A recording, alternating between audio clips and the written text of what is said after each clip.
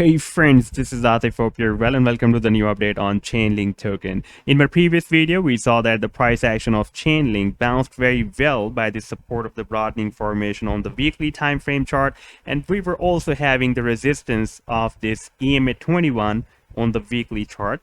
And at this time, the price action, you can see is stuck at the resistance of the EMA 21. So in today's video, we will try to analyze whether the price action will break out this EMA 21 and it will form another higher than the previous high, or it will be moved back down to this support.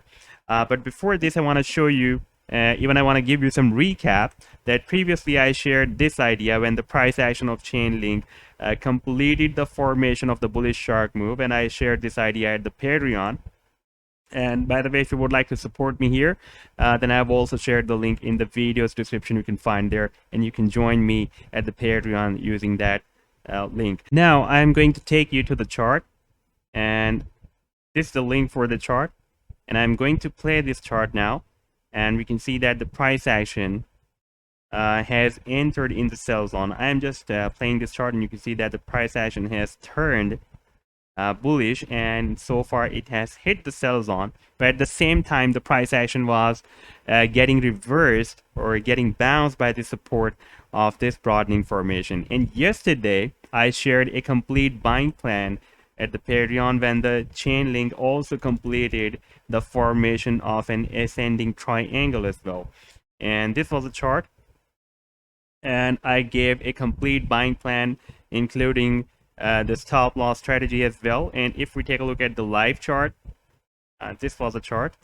I'm just going to take you to the live chart. Here we can see that the price action just completed this ascending triangle, and it was just about to break out. And you can see at this time the Bitcoin is moving down. There is a lot of rumor, a lot of news in the market, a kind of market manipulation as well today. Therefore, the price action is not able to break out this level, this resistance of this ascending triangle, and it is moving back down to this support.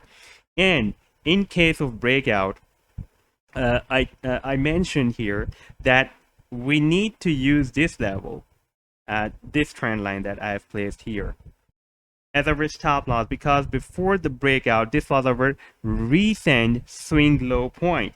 But if the price action will be reversed back from here, then our swing low point will be changed, and this level, that is exactly where we have the support of this ascending triangle, approximately at 28 or $28, that can be our stop loss in case of breakout. Because if the price action breaks out the resistance and you buy it here, or you long the Chainlink here, then you need to set this recent swing low as your stop loss in case the price action will be moved back down into the triangle. But the price action did not break out this resistance of the triangle, and we did not have any chance to buy it after the breakout so far. But if the price line will break down this support, I'm just going to place this trend line here up to this, from this tail of the triangle up to this support.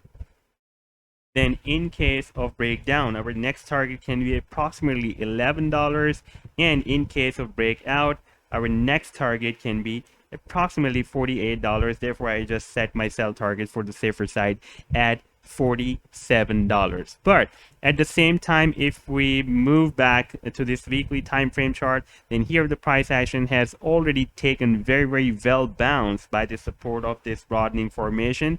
But we need to break out this EMA 21 weekly, because this is really very strong resistance and working as a very strong resistance for the price action at this time. And you can see that the price line is moving sideways. But previously, when the price action was moving sideways here for a while, then we had a nice move, then again moved down, and we again had nice sideways move, and the price action moved up. Therefore, it is possible that the price action will move sideways, or it will be moved back at this support, and then it will start the next rally. And this is a really very strong market structure for the Chainlink. This support, we can see that this is a long-term support for the price action of Chainlink that was formed back in June 2020. For more than a year, it has been working as a support. Therefore, we should strictly use, if you're a long-term Chainlink holder, then you should strictly use this level, this market structure or support